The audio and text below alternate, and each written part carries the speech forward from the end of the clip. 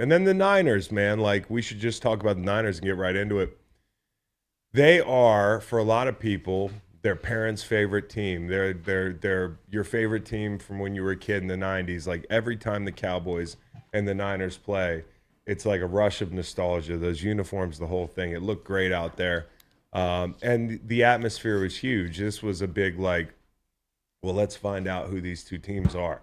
And the question I have written down here, and I'm glad people are finally catching up on this, because year after year I put them right where they need to be, and I take shit at the beginning of the season for it. This year I feel like people saw it coming off last year. But are the Niners the best team in the league? Is that an overreaction? I think without question, what we saw last night was a dominant performance by the best team, the class of the NFL. That's right the now. San Francisco 49ers. Yeah. And you take a look at the things that people talk about, and it's Kyle Shanahan, it's Christian McCaffrey, it's Bosa. But then you watch the game, and there's so many more layers to this team than that. You look at CMC's vision on the stretch zone, which is a play he's ran since he was a fucking peewee player. You know what I mean? Since his thigh pads were too big. We've seen videos of it. George Kittle hadn't caught a touchdown all year. He's running wide naked Three of them open. things. Three. One, two, Blocking three. his ass off. By the way, he's too. on Scott Van Pelt's show, and it was like 1 a.m. I'm watching SVP on SportsCenter, and Kittle's doing a live hit. The motherfucker's got a cutoff on. He looks just enormous, bro. I almost walked out of my room and got in the gym and started doing curls. I was like, That's that team. I mean, that's the way that Fred Warner looked like plays the Captain linebacker America. position. Oh. On every single pass over the middle, he's triple extension, hands reached out as far as he can. Maybe get a tip on it. his pick last night. But, I mean, he's turned into number 2. He's 7 hawking yards guys on the away, yeah. sideline from 25 yards out. And he unlocks so many things. Like when you ask me why are they the best, somebody asked me, Rich Eisen asked me last week on his show, which I'm on every Monday, so check that out if you haven't had enough of us. But he asked me who the most valuable non-quarterback is on that team, and I said it's Fred Warner.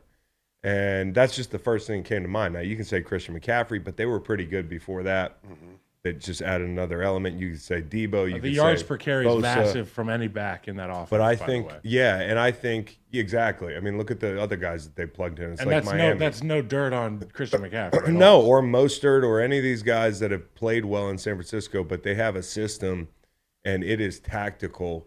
And on defense, they have a system as well that's kind of cheat codey. And the biggest cheat code to me is having a backer that can let you do so many things in coverage. I mean, we're going to talk about the Bills losing Matt Milano. Oh, Like, there's only one other guy like that, and it's Fred Warner. And Fred Warner's the best in the business. And so, you know, like, you don't even get it. You talk about just forgetting there's certain guys on this defense like Drake Greenlaw. Charvarius Ward last night blanketing the sideline, like just going for a jog down the sideline. And I got to have it for Dak Prescott just to save face. Yeah, and you talked to George Kittle after the game. Scott was talking to him, and he was like, you know, what can you tell me about what this defense does for you? And he's like, they're unrelentingly physical and aggressive, and eventually you can't match that level. And especially when the offense is scoring the way they're scoring, to beat this team, you have to be perfect. You have to play damn near perfect, especially if you're the Cowboys. I think, you know, like some other teams might be able to make some mistakes and hang in there Zero with these room guys. for error with Dallas. But, like, you start the first drive, you get a 15-yard penalty, and then you bookend it by blowing a coverage, not passing a coverage off. You come out in the second half, you're trading punts for touchdowns, interceptions for touchdowns. And, you know, for the Cowboys, this has gotten worse every time they've played them. You know, the defense imposing their will on the Cowboys, the points have gone like this in this trilogy. Down, down, down. And last night, as the offense has now taken a leap with Brock Purdy, who, in my opinion, I said this like a month ago, he is a fringe top 10 quarterback. And I'm not putting him in the elite I category. think that's disrespectful. He's not those guys. No, I'm just. I think he's top 8. You think he's top 8? Okay. I haven't listed them. Yeah, I mean, I haven't gone through that process. yeah, but we'll try it later. we and then will. give it- That'll so, be a fun exercise. So I think by fringe, I mean he could be 9, he could be 11, he Yes. could be 12, but he's not in the elite But category. he's played his way there. But what he is for me, and the reason that I respect him, it's this offense can get held against him, but he can make the off-schedule plays. And that's where he kind of thrives, I feel like. Like, you know, he can run the offense like a point guard, and then he can go score. You know, you call Tua a point guard in Miami. You call Purdy a point guard in San Francisco. The thing I like about Purdy is he handles pressure well and he can create. He's a good game manager. And he knows when to do it. He can manage, but then he can go actually make plays. He was 7 for 10 of 10+ air yards, not bullets, not bullet passes in Madden. He's layering the football. And who knows if Fred Warner's a Mike linebacker, maybe he doesn't layer some of the balls that got through last night. Yeah. They were close. Yeah. They were tight window. Yep. Drops in a bucket. But that's what he can do. He's accurate. He understands crossing routes, when to throw it, get guys into those windows. And like you said, And he's athletic. it looks off schedule to us, but it's on schedule to Brock. He's got it right up here. And so, like McKivitz did a nice job. You talk about we were worried about McKivitz.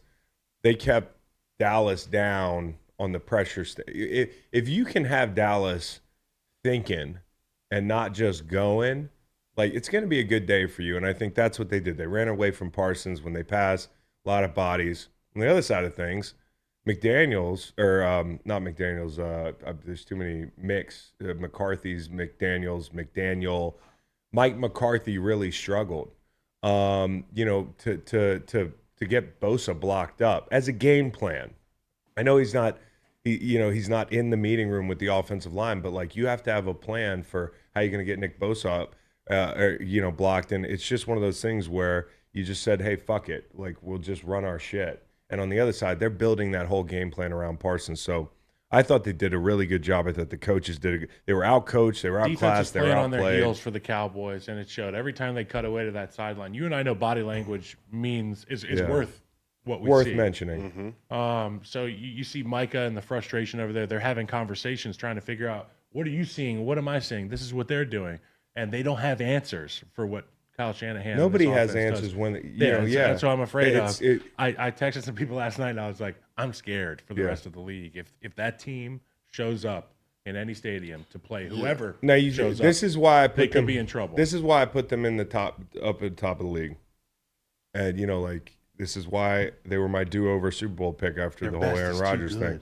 Is because they match up well with everybody. When you look at a team, if you're getting ready to call them the best team in football, you better go and match them up with the other teams in football. Obviously, the Bills, the injuries right now, a week ago, you might have said, oh, the Bills, the injuries. If they played today, Niners are favored. The Chiefs, I think they play right now, they beat them. I think they're a better team right now.